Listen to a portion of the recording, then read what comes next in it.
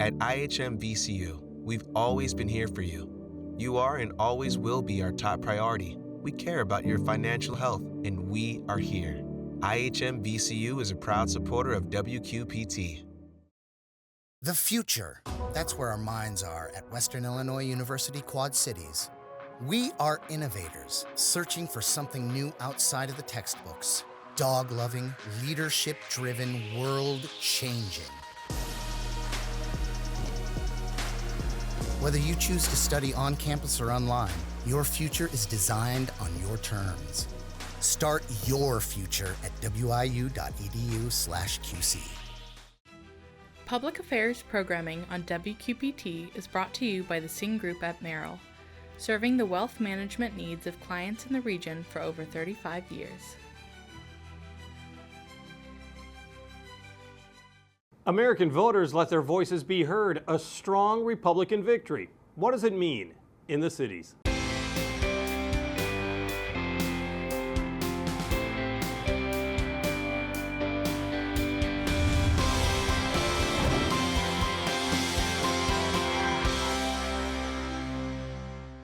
The vote total is counted, more or less. Donald Trump wins the Electoral College and the popular vote.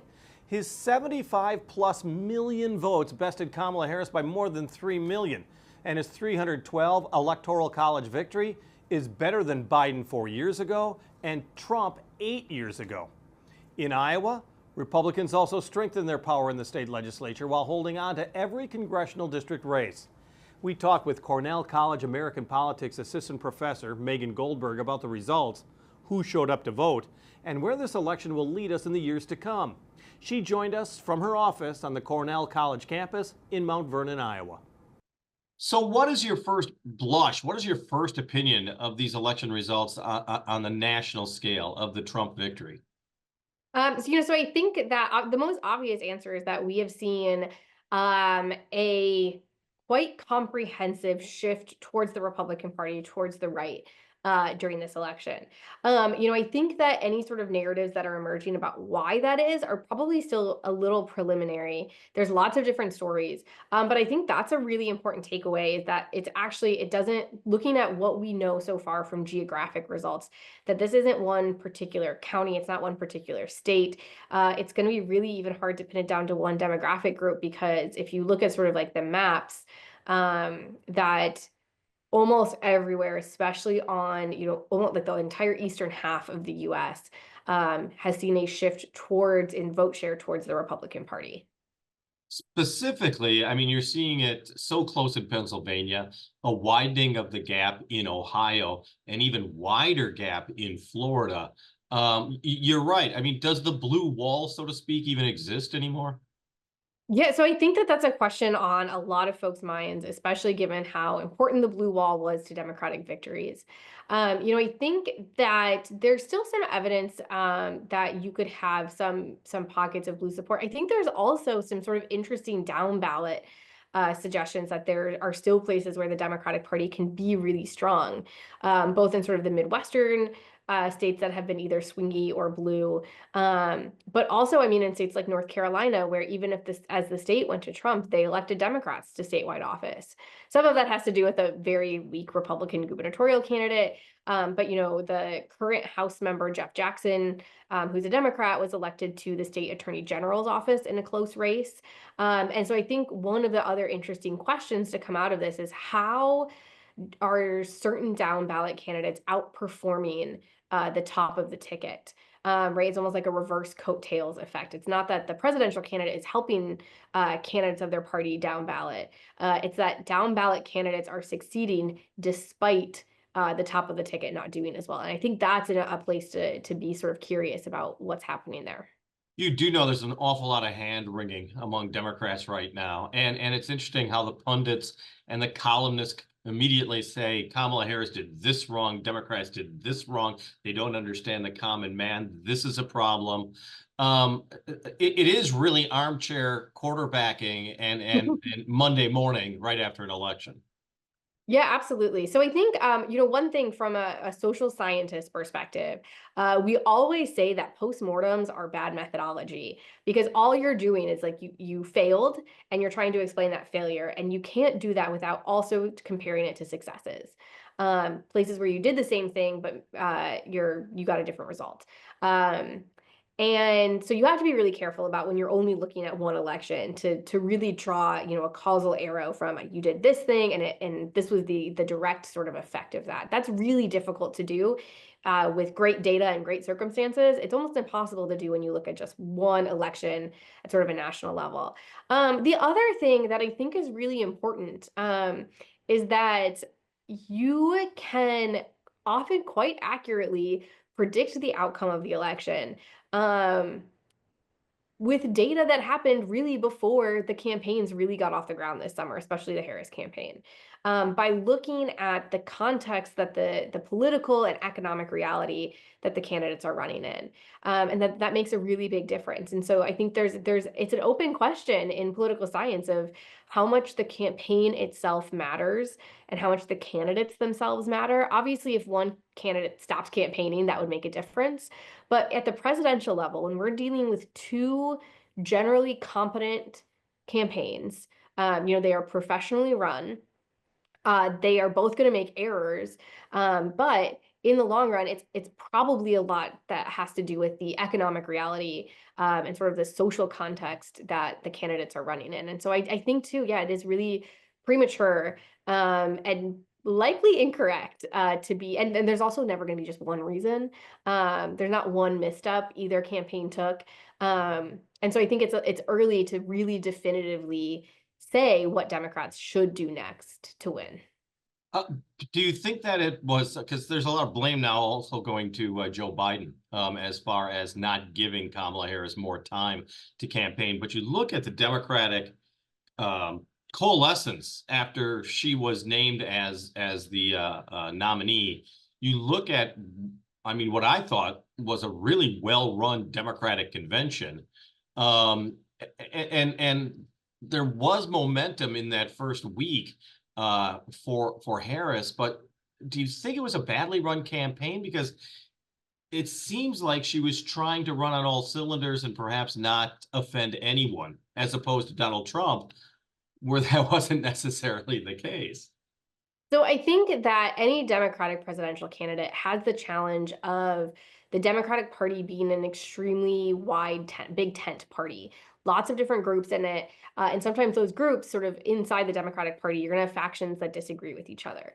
Now, what's interesting, just as sort of a side note, if Trump has expanded who's in the Republican coalition, the Republican Party also now has this problem, right? There's lots of sort of discussion about Latino men in particular. If Latino men are becoming an important voting bloc in the Republican Party, the Republican Party might have to be more strategic about how they talk about other issues that in order to sort of keep them as part of the Republican tent. But wait one second, because if you think Yeah. about it, in Romney's election, that remember the postmortem that came out, and that was a big criticism of the Republican Party, was that it wasn't going to be able to capture Latino votes. And that proved to be wrong. I mean, it seems like more and more Latino voters are going towards the Republicans. Yeah, so I think that based on sort of the early exit polls from this year, I think lots of Latino men are gravitating towards the Republican Party. I think it's less common for Latino women, and so I think that part of, and again, still early, and so here I'm going to do exactly what I said. I think it's too early to do is talking about a narrative a little bit, right? I do think gender, sort of the social context around what's going on with gender in the U.S. I think that did matter. And I think that we saw the Republican Party clearly, both parties, right, incorporating gender into their platform in ways that was perhaps different than previous election cycles. And so I think that's part of what could have possibly brought Latino men in. There's lots of interesting research on, the Latino vote and immigration policies. As sort of like a different dimension. But I think, there's lots of groups in the US that we make assumptions based on sort of identity politics that they are single issue voters. And in reality, if we think about Latino voters, they are a very diverse group, especially when it comes to country of origin, where they live in the US. But that within that block of voters, there are folks for whom immigration is an extremely important issue, and that's sort of what they're going to vote on. They don't automatically have liberal views on that, but they also might be socially conservative. Alongside of the growth of Latino populations has also been the growth of like the Latino evangelical church. And so I think like all of those, it's thinking about that both parties fell into a trap post 2012, perhaps, and even post 2008, of thinking about subgroups of voters as very monolithic, that they were all sort of the same. So if you could capture one, if you're like, if this part of my platform appeals to the one issue I think this group of voters cares about, then we've got the whole group in the bag. And I think the last two elections have really challenged that for many people, they have lots of different identities, and the parties are going to appeal to those different identities in different ways. And so I think that's what we see with Latino men. There's gender-based appeals that are maybe appealing, maybe religious-based appeals that are appealing from the Republican Party, even if on immigration they align with the Democratic Party. And so I think this is one of the things that later, when we have more polling that's not necessarily early exit polls, that's sort of what are called the vote validated polling, that's going to maybe help us understand sort of within those groups what happened. A female president, once again, is not going to occur. And a lot of women and girls, I guess, are also just a little disappointed in that. Do you think that played a factor when we're talking about gender? Is that, once again, a woman who is qualified that many believed should be the president of the United States just simply isn't? So I think this is a really interesting question because Harris, unlike Clinton, I think probably emphasized that aspect of her candidacy a little bit less, that it was not on the forefront. And I think that in some ways is natural because Clinton was the first major nominee who was a woman. And so I think that played into it a little bit.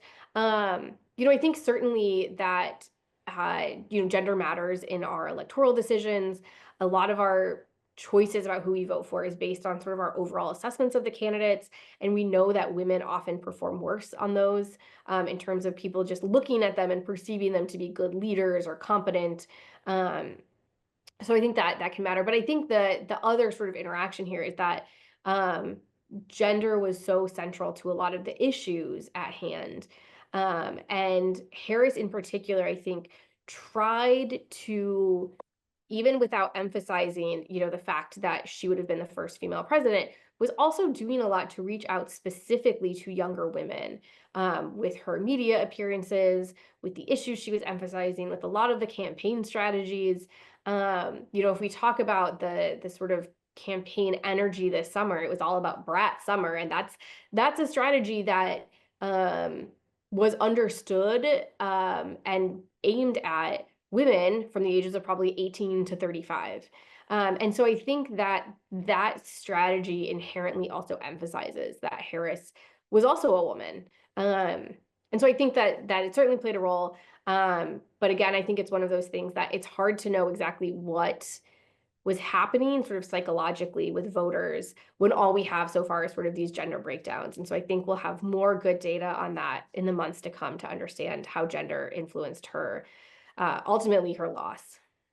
Of course, the other big thing is Congress and control of Congress. And it used to be almost a policy of the American electorate is that you voted for a president of one party and Congress always seemed to be controlled by the other party. And now it could be the trifecta for Republicans. And that's a powerful message as well. Yeah, so I think the instances of what's called split ticket voting, where you vote at the top of the ticket for one party and a different party on a down ballot race, whether that's Senate or the House, that has declined in recent years because we're more polarized, we're more nationalized. And so it makes sense. We're sort of thinking about all of the candidates in the same way, rather than evaluating your candidates for more local office on a sort of more local basis. So I think that's really interesting, and that means you could get more trifectas at the national level and at the state level. Um, and so I think that what I'm looking at is in the past, we would often interpret something like this, a presidential victory as well as a legislative one, as something of a mandate. Um, and I think that oftentimes those mandates always sort of fizzle out, especially when it's a lame duck president. I think we saw that with George W. Bush, especially in 2004, that a lot of times this type of election gets interpreted as a vindication of everything the Republican Party has stood for. And the reality is that voting is a blunt instrument. When somebody casts a ballot for Donald Trump, you don't know what appealed to them the most and what parts of the Republican platform or what parts of Donald Trump's personality they're sort of like holding their nose at. And that's always a struggle for candidates, but it's also a struggle to turn often what looks like a mandate into actual policy. And we saw that also even during the Obama administration when it wasn't a trifecta, but when Republicans controlled the legislative branch, they were unable to overturn the Affordable Care Act that Obama passed in 2010. And so I think that that's what I'm sort of watching to see is as a party leader now with this much influence, can Trump actually turn a victory into major policy changes? Of course, Eastern Iowa had two congressional races, the closest in District 1, which is Southeast Iowa, which includes the Quad Cities. Now, Miller Meeks had not won Scott County 2 years ago. I'm sorry, let me put it the other. I apologize. Miller Meeks won Scott County 2 years ago. Bohannon winning, not a strong win in Scott County.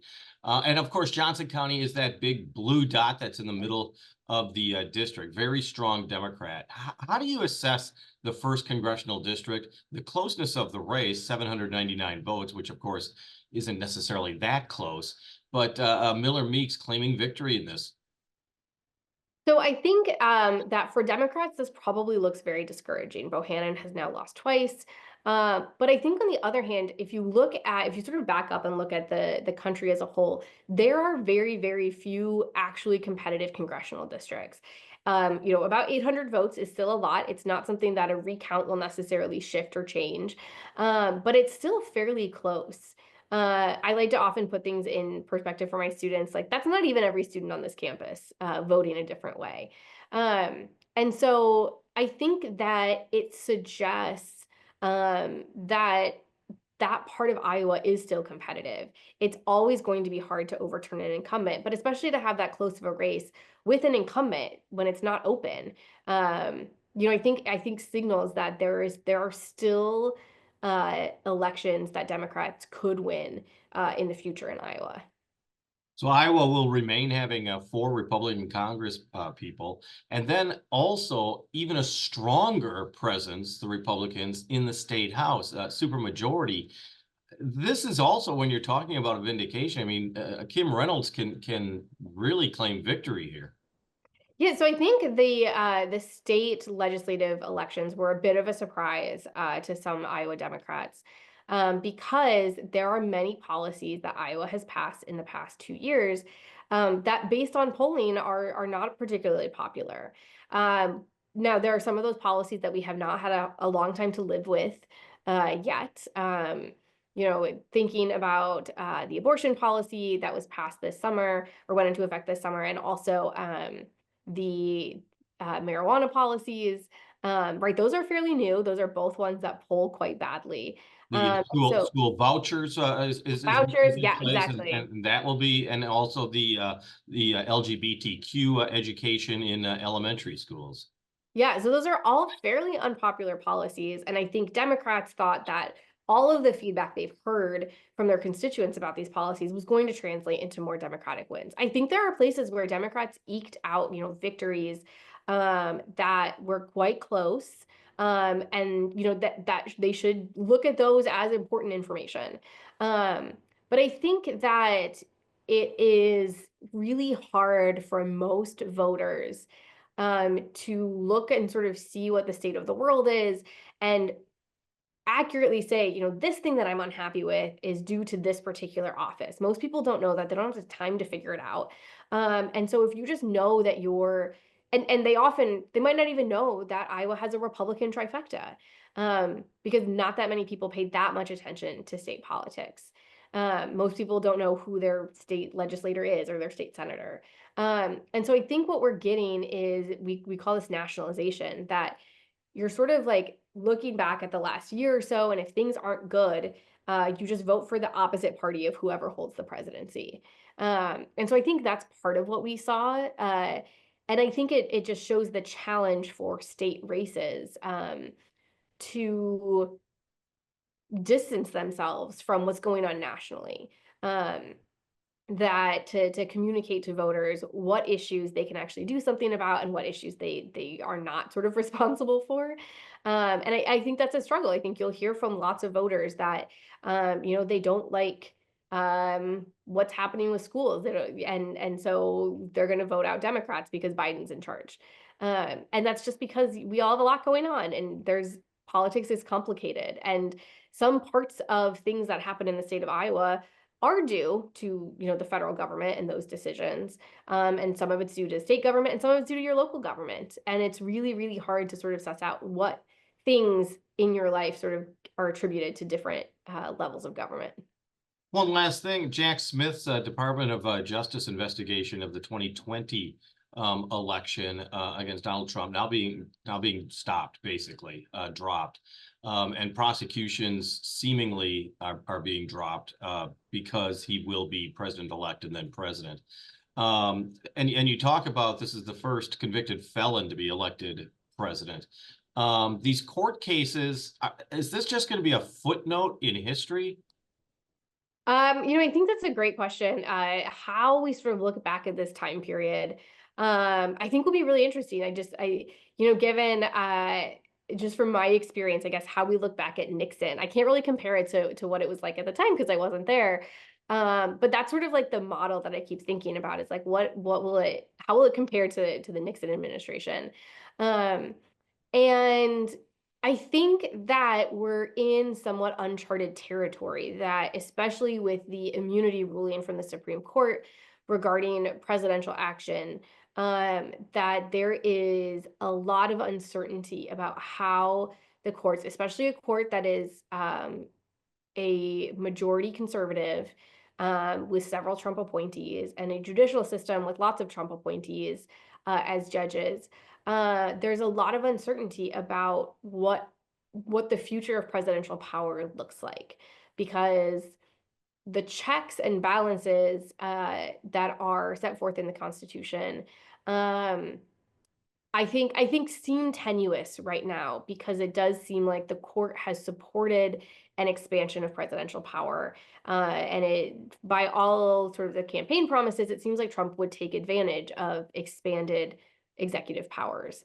And so I think there's just a lot of uncertainty about what that looks like going forward. And then, sort of get back to your question, it seems like there would be little legal recourse to take. And, so I think it sort of depends on what happens during his term and in subsequent terms, sort of how we look back on it historically, that it could be the start of a different sort of era of presidential power, that where the presidency is much expanded, or it could be not a footnote, but a sort of an examination of what went wrong in a particular period, if we sort of swing back towards this other model of highly constrained presidential power. Political science professor Megan Goldberg talking with us from her office at Cornell College in Mount Vernon, Iowa. Well, welcome to November, the lead up to Thanksgiving and the Christmas holidays, and there are some great things on our calendar for the week ahead. This is part of the list, thanks to Visit Quad Cities. Check out the things to do this week in the Quad Cities. Start off with watching A Charlie Brown Christmas on November 20th at the Adler Theater. Then attend the Festival of Trees on November 23rd at the River Center. Then you can watch the largest helium balloon parade in the Midwest for free in downtown Davenport. And then later that day, check out the lighting on the Commons at the John Deere Commons. Finally, listen and watch Harry Potter in concert on November 23rd at the Adler Theater. For more events like these, check out our events calendar at visitquadcities.com. on the air, on the radio, on the web, on your mobile device, and streaming on your computer. Thanks for taking some time to join us as we talk about the issues on the cities.